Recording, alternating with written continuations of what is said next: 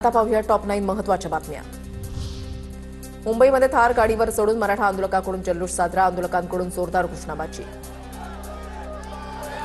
राज्याच्या नव्या ऊस गाळप हंगामासाठी परवाना देण्याची प्रक्रिया सुरू, मागील थकीत एफआरपीची पूर्ण रक्कम शेतकऱ्यांना दिली नसल्यास परवाना मिळणार नाही, साखर आयुक्तालयाकडून स्पष्ट निर्देश। सोनं चांदीच्या दराचा नवा उच्चांक, सोन्याचा दर प्रतितोळा 1,08,000 रुपयांपर्यंत तर 1 किलो चांदीसाठी 1,25,000 रुपये मोजावे लागणार। देशात बनावट पासपोर्ट वापरल्यास कठोर शिक्षा, नवीन स्थलांतर आणि परदेशी नागरिक कायदा लागू, परदेशी वारंवार येणाऱ्या ठिकाणांवर प्रशासनाचे लक्ष।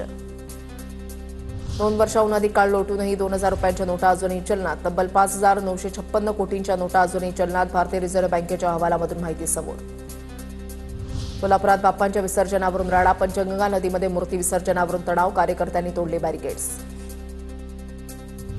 नागपूर ते कोलकाता विमानाचं नागपूरमध्ये लँडिंग, विमानाला पक्षी धडकल्यानं विमानाचं इमर्जन्सी लँडिंग, विमानामध्ये 272 प्रवासी करत होते प्रवास, मोठा अपघात टळला। नाशिकच्या नंदिनी नदीमध्ये सापडलेल्या स्फोटकांचं गूढ उकललं, महामार्गाच्या कामासाठी वापरण्यात आल्या होत्या जिलेटिनच्या कांड्या। रत्नागिरीमधल्या नाखरे गावात सर्वेश मिस्त्री या तरुणानं मराठी शाळा वाचवा असा संदेश देणारा देखावा साकारला, विशेष म्हणजे या देखाव्यामध्ये बाप्पा देखील शाळेच्या गणवेशात।